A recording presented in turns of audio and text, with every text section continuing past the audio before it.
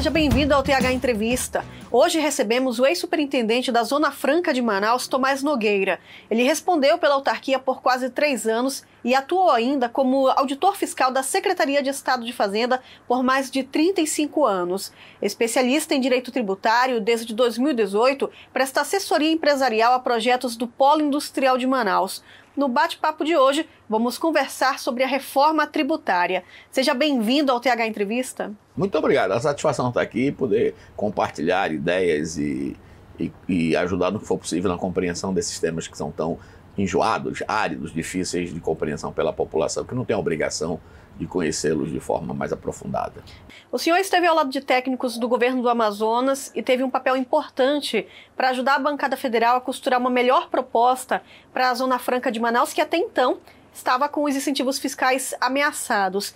Nesse sentido, de que maneira a reforma tributária vai impactar na vida do cidadão e também nas relações de consumo?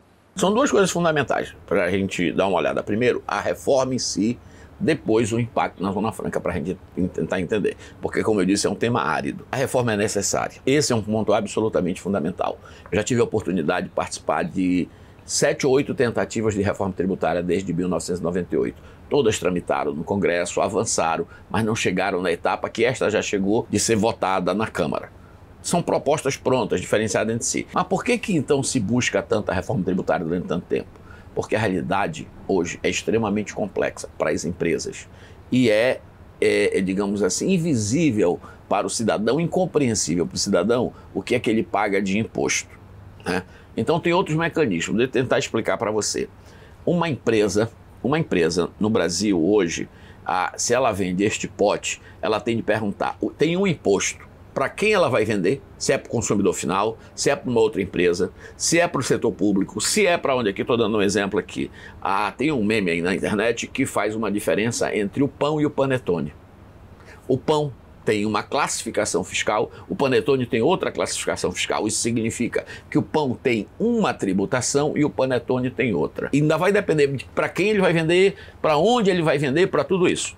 Então, isto é muito complicado. Pense num grande varejista que está nos 27 estados brasileiros. Cada estado brasileiro tem autonomia para fazer a sua legislação, certo? Seja na Assembleia, seja em decretos. Eu mesmo assinei um sem número, eu posso lhe dizer que tem minha assinatura de mais de 1000 normas disciplinadoras. E eu provavelmente não domino todas essas. Então, o sistema é extremamente complexo. Eu que vivi dentro disso, tenho, eu diria, um reconhecimento do enorme grau de ignorância de como é que se faz. Então a empresa vai errar. Em algum momento a empresa vai errar, vai ser autuada, tal é a quantidade de normas que precisa seguir. E o que faz a reforma? Ela faz uma simplificação extrema. Não importa para quem venda, não importa o que seja o bem, não importa a destinação, se é do Estado, que tal, ela vai perpetuar a mesma alíquota. Então eu não vou errar, porque hoje a possibilidade de erro, de enquadrar este bem na alíquota certa, na operação certa, da forma correta, é monumental. Então isso vai ser um só. Mas volta àquele ponto. Se eu tenho um varejista, eu tenho que ter uma estrutura para cada estado brasileiro. Porque cada estado brasileiro organiza a sua legislação do ICMS, por exemplo, de uma forma. E agora vai ser única. Então isso tem um ganho. Nós fomos num debate onde o presidente de uma empresa multinacional disse que eles estão presentes em 30 países.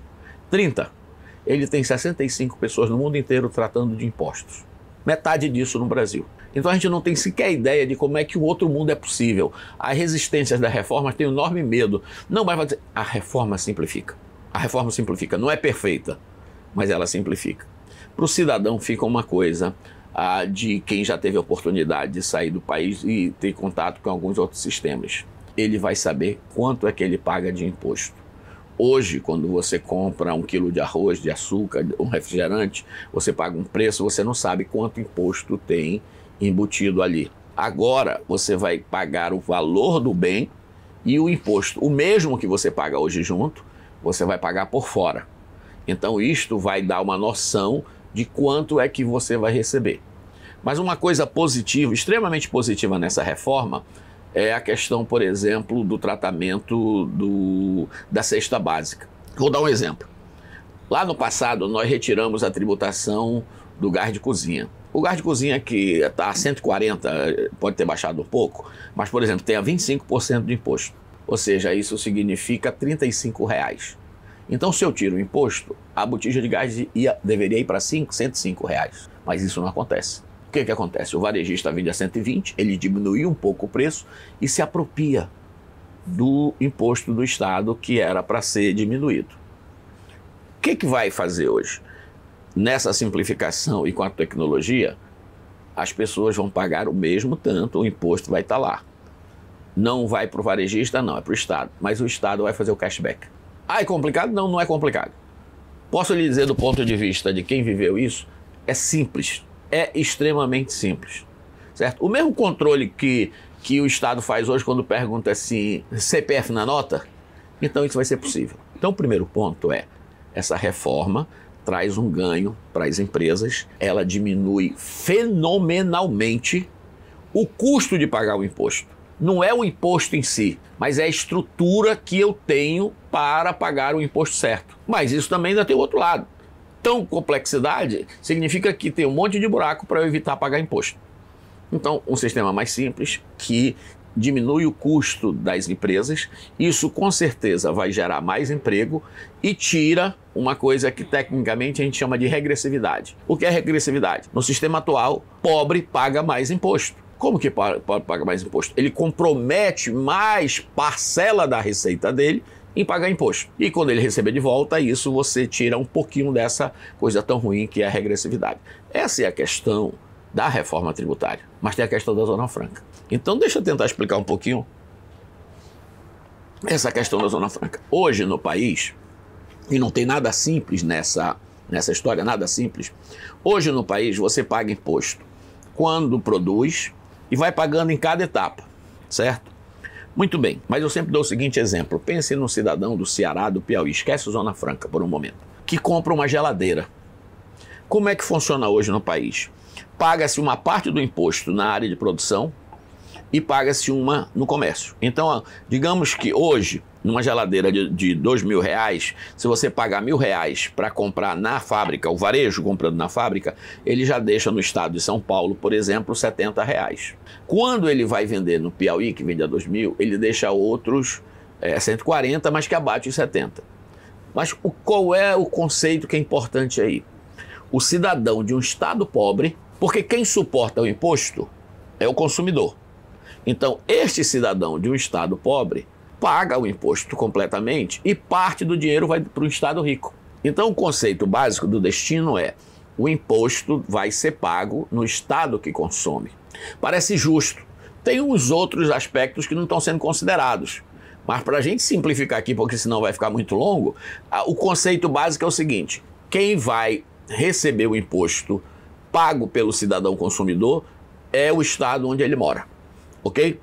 Dito isso, é o seguinte, então o que significa? A Zona Franca de Manaus cobra imposto das suas empresas industriais, dá um favor fiscal aí, diminui em relação aos outros, mas no momento que ninguém paga nessa etapa, o diferencial foi embora. Não sei se fiz entender. Ou seja, hoje eu pagava menos, mas a partir de agora ninguém vai pagar nada. Então, a gente perde o nosso diferencial. Como é que isso faz? Aí foi a importância, eu diria, do trabalho da bancada. Da discussão, né? Da discussão. Porque é uma coisa, de novo, delicada. A Zona Franca, a rigor, e é isso que foi resgatado, está até 2073, sabemos nós. Então, quem garantiu isso? O artigo 40 do ato das disposições constitucionais transitórias, que diz que a Zona Franca é uma área de livre comércio, importação e exportação e outras coisas, e incentivos fiscais. Alguns, espertamente, queriam se aproveitar desta reforma, ou se não houve má fé ou não, mas o fato é o seguinte: a redação que estava, na minha visão, ela é como se o nosso direito fosse criado por esta reforma. Você está entendendo? Não, não é. O nosso direito já está assegurado até 2073 e esta reforma tem de se adequar a isto. Que é o que acontece agora com esse novo texto? Com esse novo texto, mas para chegar ao novo texto não foi fácil. Duas coisas são importantes se colocar. A diferença da postura do governo federal. Isso é absolutamente importante que se diga. né? Este governo diz que a Zona Franca precisa ser respeitada e mantida. Tem essa percepção. Quando nós chegamos na reunião com o ministro Haddad, foi as primeiras palavras. O presidente Lula determinou que isto seja mantido. Mas uma coisa é que o diabo mora nos detalhes. E às vezes o técnico quer contornar a decisão política. Às vezes tem, não por má fé, mas porque ele entende que é melhor para o Brasil isso. Isso é uma bobagem, é uma coisa que nós precisamos vencer. Eu digo a batalha da comunicação sobre o valor da Zona Franca de Manaus. Então o que acontece? A redação, na nossa visão, tinha algumas percalços ou pegadinhas que não asseguravam o nosso direito até 2073. Então, a articulação, especialmente do senador Omar Aziz, como coordenador da bancada, né, porque essa etapa ainda era na Câmara, mas a articulação da bancada como toda, a presença dos senadores no processo de negociação, foi fundamental. É importante dizer também que nós só chegamos aqui, isso é importante, dado o envolvimento dos técnicos do Estado do Amazonas. Essa construção é uma construção coletiva e sucessiva. Isso não é algo que cai do céu. Mas o fato é que a articulação aconteceu, as discussões técnicas aconteceram e nós chegamos a uma redação que nos dá, eu diria, três aspectos, como disse o senador, só para ser claro.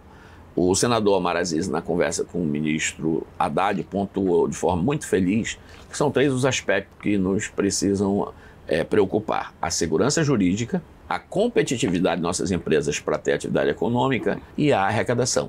Porque, veja, o modelo, como eu falei no início, o que era arrecadado no Amazonas agora passa a ser arrecadado nos estados consumidores dos nossos produtos. Então, como é que nós vamos fazer isso? Foi isso que a redação, né, sobre a competitividade e a redação sobre o fundo, que será específico ao Amazonas, procurou tratar. Eu acho que foram muito felizes nesse aspecto. Na sua avaliação, então, a criação de um fundo compensatório é a melhor saída? Como que a reforma pode impactar nessa arrecadação do governo? Deixa eu lhe dizer, o ponto fundamental é esse. O imposto de maior impacto no Amazonas é o ICMS. Diz-se na doutrina que nós temos dois tipos de impostos: os arrecadatórios e os regulatórios. O imposto do ICMS era para ser um imposto meramente arrecadatório e é isso que a reforma tenta fazer. E o IPI e PIS/COFINS, eles teriam um papel regulatório maior. Então, tecnicamente se diz o que a reforma tira a extrafiscalidade do ICMS. O que é a extrafiscalidade? É que além de gerar receita, ele estava sendo usado para induzir comportamentos. Ou seja, você usava para atrair empresas para vir para o Amazonas ou para outro estado. Isso gerou a guerra fiscal. Então, por conta disso, eles terminaram tirando isso e transfere para o destino, que aí não tem mais como eu usar isso para atrair nem para o Amazonas, nem para os outros estados. Mas o que ocorre? É preciso entender, porque aí tem uma preocupação que você levantou muito importante na sociedade. Nós vamos viver de fundos, então vamos entender corretamente isso. Primeiro, o que foi demonstrado? Dos impostos federais, e tão somente dos impostos federais, nós arrecadamos por ano 20 bilhões. É o que a Receita arrecada no Amazonas de impostos federais. Desses 20 bilhões, a gente recebe de volta pouco mais de 5. 14, alguma coisa fica com o governo federal. E o que significa? Significa que o Amazonas é um dos poucos estados que tem essa relação. Os outros estados é o contrário, eu arrecado tipo 5 e recebo 14. Então, o Amazonas tem uma relação superavitária com o governo federal. Entrega mais dinheiro para a União do que dela recebe. Hoje, poucos estados brasileiros têm esse perfil. Poucos estados brasileiros. São estados ricos. O Amazonas é o único estado com essa característica de estágio de desenvolvimento que entrega mais do que recebe. Então, o que está sendo feito? Olha, dois movimentos. Nós já entregamos mais do que recebemos. Por outro lado, essa reforma tira os recursos que são pagos no Amazonas, a arrecadação no Amazonas, e passa para os estados consumidores. É o estado que tem o maior impacto em perda de receita. Disparado. O que o fundo faz? O fundo só vai devolver parte dos recursos que hoje são arrecadados no Amazonas. Isso para fazer duas coisas: complementar a arrecadação, o nível de arrecadação hoje, e já investir nas bases da diversificação econômica. Não é nenhum favor. Quando nós fizermos as outras matrizes funcionar, a arrecadação volta a crescer por outro mecanismo. Mas uma coisa é importante: Na arrecadação do Amazonas, são muitos dados, eu sei, mas para a gente ir acompanhando, na arrecadação do Amazonas, hoje eu acho que 55% a 60% é do comércio. É do comércio. Mas este comércio só arrecada isto em função de emprego gerado na indústria, que faz a roda da economia girar, certo? Então, manter a atividade econômica é absolutamente fundamental. Quando você vai fazer a diversificação deste fundo que vai ser utilizado, nós vamos colocar mais consumidores, maior nível de consumo e a receita própria vai crescer e com certeza vai aumentar. Esse é um ponto fundamental. Então, de novo, na competitividade, o que nós fizemos? Que esta reforma implemente aquilo que o artigo 40 determina, ou seja, os mecanismos para assegurar o diferencial competitivo, hoje existente. Esse é um ponto. No outro, abre um fundo no qual a União vai devolver sim para o Amazonas para fim de recompensar a receita, o que a reforma está mudando, e vai também nesse fundo colocar as bases da diversificação da economia. Não tem nenhum favor. É um dado da economia. E hoje, mecanismos já existentes, por exemplo, na Lei de Informática Nacional, já utilizam um pouco desses mecanismos. É interessante dizer isso. A gente sabe muito bem que essas mudanças não devem acontecer da noite para o dia. Inclusive, tem um estudo que foi feito pela Confederação Nacional dos Municípios que faz uma projeção do impacto desse novo sistema tributário para daqui 20 anos. E nessa projeção, diz que o Amazonas está entre as 9 cidades do estado com previsão de perdas de receitas. Como que o senhor avalia isso? Uma das características desse sistema é essa fase de transição lenta e gradual que era, digamos, para viabilizar politicamente. Nenhum governante que está sentado hoje vai ter impacto na sua arrecadação nos próximos anos. Por quê? Porque tem um mecanismo previsto de recomposição de receitas. Então isso vai se dar por 50 anos. É muito lento. Certo? Para as empresas ele fica imperceptível e fica assim, só como é que os estados redistribuem, estados e municípios redistribuem entre si. Então esse mecanismo foi pensado tão longo justamente para que não causasse nenhum dano às finanças de estados e municípios. Esse é o problema, esse é o detalhe. O imposto entre si, a transição de um imposto leva a 5 anos, mas a transição da garantia de receita é 50. Obviamente, eu sempre digo isso, que outras cabeças vão estar influindo no debate dentro dos próximos 50 anos. Que as regras vão ser ajustadas, vão ser modificadas, né? Eu não tenho a pretensão de estar aqui no fim desse período, né? De 50 anos. Mas eu tenho certeza que essa é a melhor solução para hoje e que o futuro vai saber fazer o alinhamento desses ajustes ao longo do caminho. Eu tenho certeza disso. Nós não podemos ter a pretensão do que a gente desenhou hoje vai ficar amarrado em torno de 50 anos. É o caminho. E nesse caminho vão ter os ajustes, eu não tenho a menor dúvida. Diante disso, é possível então afirmar que, de fato, a Zona Franca não será afetada negativamente?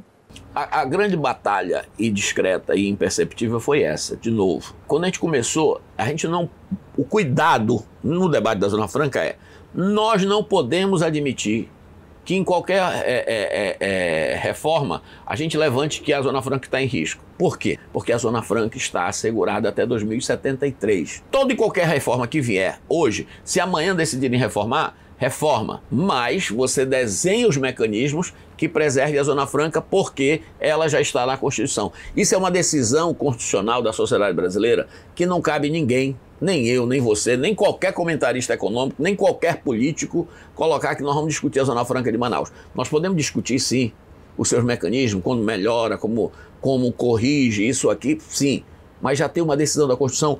E tem uma coisa, no Estado democrático de direito, quando você estabelece uma coisa por prazo certo, você não pode unilateralmente mudar.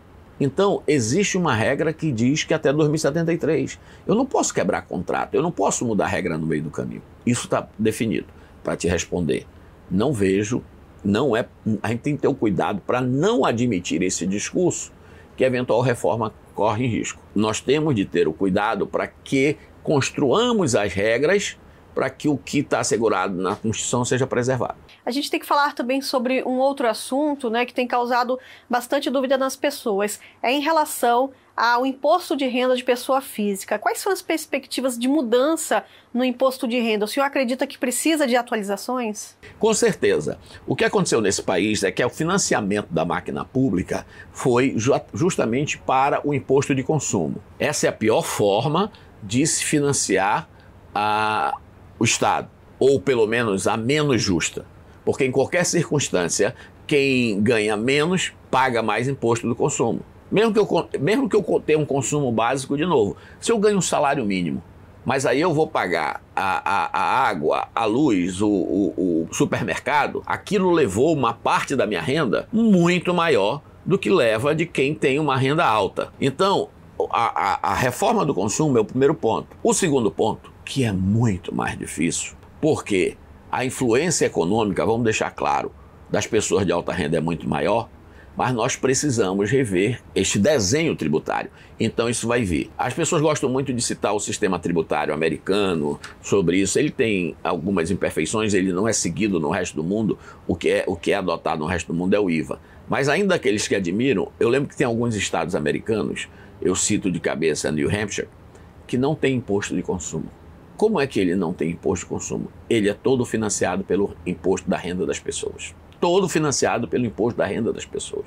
Então, isto é justo, porque cada um vai pagar de acordo com o seu percentual de renda. E o mundo vive um mecanismo, talvez eu esteja me estendendo muito, mas vive um mecanismo de concentração de renda tão grande, não é apenas no Brasil, ele é mais acentuado, mas é que eu lembro que os grandes bilionários americanos, numa reunião em Davos, sabe o que eles pediram?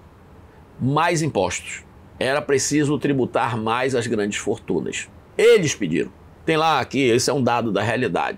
Então a gente tem de pensar justamente que essa é só o primeiro instante, mas que uma reforma da tributação sobre a renda é absolutamente fundamental para que a gente possa equalizar. E o que vai fazer? Quando você conseguir maior nível de recursos sobre a renda, você também vai reduzir a carga tributária do consumo. Diante disso, a reforma tributária pode acabar ou intensificar a guerra fiscal no país? Os mecanismos que hoje existem para a guerra fiscal vão deixar de existir. Eu não estou dizendo que a guerra fiscal vai acabar. Mas veja bem, no mundo inteiro, esse é o calcanhar de Aquiles da reforma. Eu entendo que, veja bem, o que acontece? Isso é tão longo. O ICMS que hoje usa tem uma bondade sobre os demais sistemas. O ICMS que hoje se usa para atrair investimentos tem uma bondade sobre os demais sistemas. Por quê? Neste modelo, não há necessariamente financiamento público. O empresário vem, toma o risco e põe o seu negócio. Na hora que ele põe o seu produto na prateleira é que ele tem um favor fiscal. Se ele quebra, o que acontece? O Estado não perde nada, o risco é dele. Quais são os outros modelos? E é o que vai acontecer para você entender. E fora do país são uma enorme quantidade de modelos diferentes de subsídios para a empresa. E todos eles resultam em dinheiro público colocado nas empresas. Então, se a empresa dá certo, ok. Se a empresa dá errado, foi dinheiro público que foi para lá no investimento que deu errado. Então, o que eu estou querendo dizer é o seguinte, muito provavelmente nós vamos nos mover do modelo atual, onde o diferencial está no imposto, para um modelo onde o Estado cria o seu fundo de desenvolvimento econômico e entrega dinheiro para a empresa em algum tipo de subsídio. Então, esta é o equívoco dessa reforma, achar que ele acaba com a disputa por investimentos. O Estado vai encontrar, eu estou falando todos os estados brasileiros vão encontrar um mecanismo de continuar disputando investimentos. Isso acontece no mundo inteiro. Isso acontece na Europa, isso acontece na Ásia, acontece nos Estados Unidos. Quando a gente fala, por exemplo, de que o modelo de Zona Franca, e eu vejo essa crítica muito aqui sobre o PIN, que nós somos dependentes, não, o PIN é sim uma solução exitosa. Hoje na Inglaterra, hoje, não é que presentes days, estão discutindo a implantação de 10 a 20 Zonas Francas. Eu sempre cito o exemplo de que o Boris Johnson, quando defendeu o Brexit, dizia que precisava sair porque eles estavam amarrados pelas regras da União Europeia de ter Zona Franca, e a BBC mostrou que na União Europeia tem 80 Zonas Francas. Então esse é um mecanismo que é utilizado. E nós estamos abrindo mão deles. Isso é que é fato na reforma. Então nós vamos migrar para os outros. Ontem, o The Economist publicou uma reportagem mostrando como o governo Biden tem se utilizado de incentivos para as empresas para repatriar atividades que não existiam mais. Os Estados Unidos não fabrica ainda hoje nenhuma televisão, os Estados Unidos não fabrica celular, os Estados Unidos não fabrica assim uma série de produtos que viraram exclusividade da Ásia ou das zonas econômicas especiais. E o governo Biden está investindo. Então, para responder objetivamente a tua pergunta, se ficou longo, a guerra fiscal, tal como nós a conhecemos, vai deixar de existir, mas outros mecanismos virão. A gente já tem a aprovação da PEC, que é o projeto de emenda à Constituição, na Câmara dos Deputados, que agora segue para discussão no Senado e que tem previsão aí de ser aprovado até o fim do ano. Como está essa discussão nos bastidores? O senhor ainda vê empecilhos para essa aprovação? Eu acho que tem alguns desafios e minha expectativa a gente sempre diz hoje, isso é quase consenso, ou um governo faz no primeiro ano ou não faz. Ano que vem tem eleições municipais. Aí começa uma série de pressões, injunções, interesses outros, né, do ponto de vista eleitoral, que impacta o andamento. Agora, acho que avançou muito e eles tiveram esse cuidado de, digamos, correr para deixar o segundo semestre para o Senado, para saber que não pode avançar em 2025 e em 2024, senão o risco é muito maior, né? Tem alguns pontos, alguns são mal entendidos, né? Por exemplo, há um questionamento muito grande sobre o tal do Conselho Confederativo, que é este conselho que vai gerenciar o novo imposto. Mas eles estão olhando o Conselho Confederativo como se fosse o atual CONFAZ hoje, que é um órgão que tem uma capacidade de determinar políticas e tal. Esse Conselho Confederativo não tem isso, né? Então eu acho que o Senado vai fazer a depuração. Tem pontos e acredito que até novembro nós tenhamos votado isso. Agora não esqueça, em termos de reforma tributária, em termos de emendas constitucionais, não é a regra geral do parlamento. Na regra do parlamento, se começar por uma casa, a outra casa é a revisora e volta na original, que pode concordar com as alterações ou não. Se concordar, ok. Se não concordar, ela mantém o original. Na reforma tributária, não. Ela vai. Alterou, tem de corrigir, tem de concordar aqui. Se não concordou, vai voltar para outra casa. Enquanto não construir esse consenso, né, não anda. Parece assim complicado, mas a atividade política, a experiência me mostra que a atividade política tem a habilidade de fazer e construir os consensos. Mesmo sendo um assunto tão complexo. Sendo um assunto tão complexo, com tantos interesses. Você tem razão, porque são muitos atores. Quem paga? Os contribuintes, e entre os contribuintes, os diversos setores econômicos têm impactos diversos. Para quem vai o recurso? A divisão entre estados, municípios e tudo isso, né? E a classe política que a seu posicionamento impacta na sua possibilidade de recondução ou não. Então são muitos atores, mas acho que a experiência mostra que há condições sim de se construir uma reforma condizente. Eu fico até preocupado porque algumas pessoas levantam a tese de que só se fez reforma nesse país durante regimes autoritários. Não, a democracia tem capacidade de fazer uma reforma assim. Como o senhor bem disse, é um assunto bastante complexo que ainda será muito discutido e a gente aguarda os próximos passos no Congresso. Obrigada pela participação aqui no TH Entrevista. Bem, vamos acompanhar. Mas como eu disse no início, a vida das pessoas pode ser mais facilitada e menos onerosa para aqueles que ganham menos. A gente agradece mais uma vez sua participação aqui no TH Entrevista e você que nos acompanhou. Para ficar por dentro dos próximos assuntos, se inscreva aqui no nosso canal e ative as notificações clicando no sininho aqui embaixo. E claro, nos siga nas redes sociais, @InfoTodaHora. Até a próxima!